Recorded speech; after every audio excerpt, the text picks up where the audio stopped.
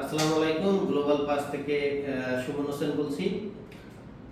হঠাৎ করে ভিডিও করা গতকালকে এবং 2-3 দিন আগে আমরা ফেসবুকে আমাদের পেজে আমরা পোস্ট দিয়েছিলাম, no visa no service charge for Schengen visa এবং ফর ইউকে ভিজিট ভিসা।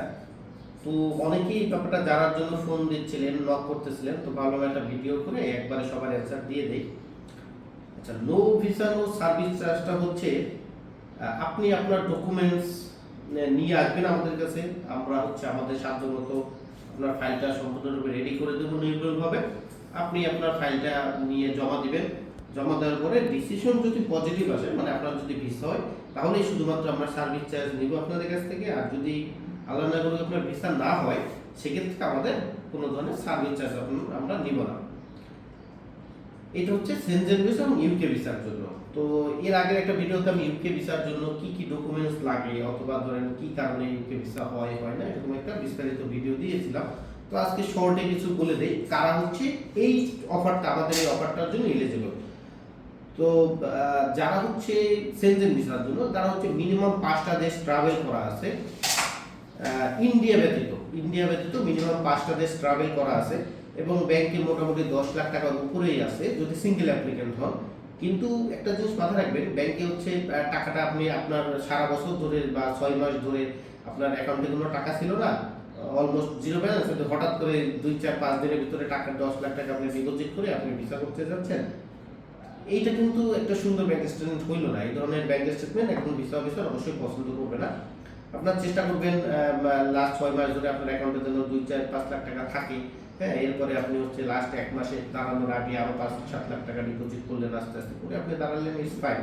তো এই ধরনের যাদের একটা ব্যাংক স্টেটমেন্ট আছে, ব্যাংকে 10 লাখ টাকার উপরে আছে, তারা ইলিজিবল এবং বয়স মিনিমাম 28 হইতে হবে, মিনিমাম 28 বছর বয়স হইতে হবে। তাহলে সেনজেন ভিসা বা ইউকে ভিসার জন্য নো ভিসা নো সার্ভিস চার্জে কারা এলিজিবল?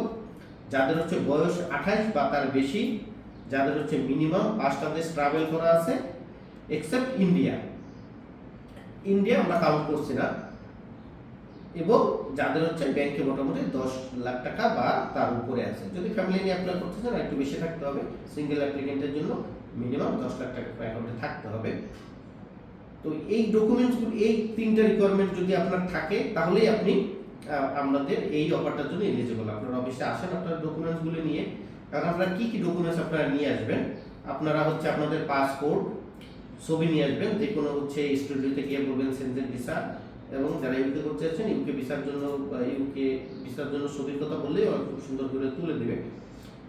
এরপরে আপনাদের ব্যাংক স্টেটমেন্ট, ব্যাংক সলভেন্সি, আপনাদের পেশাগত ডকুমেন্ট, যে বিজনেস করেন তার ট্রেড লাইসেন্স, যে জব করেন তার জবের আইডি কার্ড, তারপরে আপনার ছুটির এনওসি কোম্পানি থেকে, এটা নিয়ে আসবেন। যে বিজনেস করেন তার ট্রেড লাইসেন্স, ভিজিটিং কার্ড, এবং আপনাদের উভয়ের জন্যই টিন সার্টিফিকেট। এরপর লাস্ট 1 বছরে যে আপনি ট্যাক্স পেমেন্ট করছেন ওই ট্যাক্স সার্টিফিকেট, অ্যাকনলেজমেন্ট স্লিপ থাকলে নিয়ে আসবেন, অবশ্যই আমাদের জন্য সুবিধা হয় তাহলে ফাইলটা রেডি করার জন্য। কারণ ইউকে অথবা সেনজেনে এখানে আপনার ইনকাম সম্পর্কে একটু বিস্তারিত লিখতে হয়। আপনি বাৎসরিক বা মাসিক কত টাকা ইনকাম করেন, কত টাকা খরচ করেন, এটা ওখানে লিখতে হয়। তো ওটা আমাদের ট্যাক্সের সাথে সামঞ্জস্য করে এটা আমাদের ওখানে লিখতে হয়, যেন ভিসা অফিসার দেখলে বুঝতে পারে যে আপনি যেটা লিখেছেন এটা বাস্তবিক পক্ষে সম্ভব। এছাড়াও বাদ বাকি আপনার যদি আরো কিছু ডকুমেন্টস থেকে থাকে, সাপোর্টিং ডকুমেন্টস দেওয়ার জন্য, আপনি যদি কোনো অর্গানাইজেশনের মেম্বার হয়ে থাকেন, হ্যাঁ, অথবা আপনি যদি কোনো হসপিটালিটি ফার্মের অথবা হসপিটালিটি এনজিওর হোয়াটএভার কোনো কিছুর আপনি যদি মেম্বারশিপ থেকে থাকে, এগুলো ডকুমেন্টস নিয়ে আসতে পারেন, সাপোর্টিং ডকুমেন্টস হিসাবে এগুলো সাবমিট করা পসিবল। এর ব্যতীত যে সকল জিনিস আপনার লাগবে একটা সুন্দর কভার লেটার, একটা ট্রাভেল আইটেনারি, ডেসক্রিপশন, একটা ট্রাভেল আইটেনারি যেখানে ইন ডিটেইলস সব কিছু লেখা থাকে ওটা, এবং আপনার যে সকল booking, hotel booking, air ticket booking, এগুলো সব আমরা করে দেবো, এগুলো নিয়ে আপনাদের চিন্তিত হওয়ার কিছু নাই।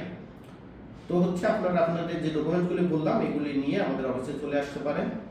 অফিসে চলে আসলে আমরা আপনার ফাইলটা সম্পূর্ণরূপে রেডি করে দেবো। দিলে আপনি ফাইলটা নিয়ে আপনার একটা অ্যাপয়েন্টমেন্ট ডেট নিয়ে দেবো, ওটা নিয়ে আপনি বিএফএসে গিয়ে আপনার ফাইলটা সাবমিট করে আসবেন। আচ্ছা, এখানে অনেকে প্রশ্ন করেন যে কোন দেশে আপনাদের দাঁড়া করাবো, সেনজেন ভিসার জন্য কোন দেশে দাঁড়া করাবো।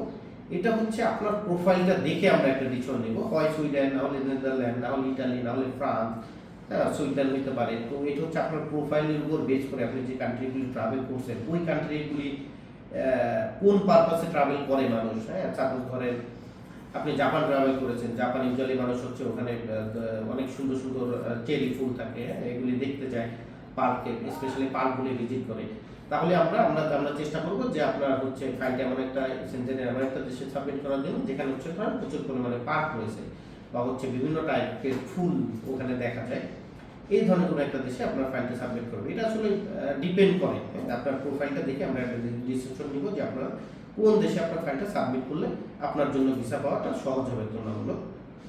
তো ডকুমেন্টগুলো নিয়ে আমাদের অফিসে আসেন, আসলে হচ্ছে রেডি করে দিলে আপনার ভিএফএসে জমা দিবেন। ভিএফএসে হচ্ছে আপনার সেনজেন ভিসার জন্য ভিসা ফি হচ্ছে 16,000 টাকা, কিছুটা বেশি, ইউরোর দাম আপ ডাউন করার কারণে এটা আপ ডাউন হয়, আমি ঠিক বলছি না, আপনার ধরে রাখতে হবে 16,000 টাকা কিছু বেশি। তো এটা দিয়ে আপনি আপনার ফাইলটা সাবমিট করে দিবেন। যদি ভিসা হয় আপনার, তাহলে আমরা হচ্ছে আপনার কাছ থেকে নিব শুধুমাত্র 1 লক্ষ টাকা, শুধুমাত্র আপনার ভিসা শুধুমাত্র 1 লক্ষ টাকা নেব। এটা অন্যান্য এজেন্সি অনেক চার্জ করে, 8 লাখ 10 লাখ টাকা চার্জ করে, কিন্তু আমরা যেহেতু সামনে ঈদ রয়েছে, এটা ঈদ অফার হিসেবে আমরা এটা অফারটা করছি, শুধুমাত্র 1 লক্ষ টাকা আমরা সার্ভিস চার্জ নেব। আর যদি ভিসা না হয় আপনার আমাদের আর কোনো টাকা দিতে হবে না। তো আমার মনে হয় আপনারা no visa no service charge সম্পর্কে বিস্তারিত বুঝতে পেরেছেন, সব ধরনের উত্তর পেয়ে গেছেন। তো ভিডিওটি দেখার জন্য, ধৈর্য সহকারে দেখার জন্য ধন্যবাদ। আসসালামু আলাইকুম।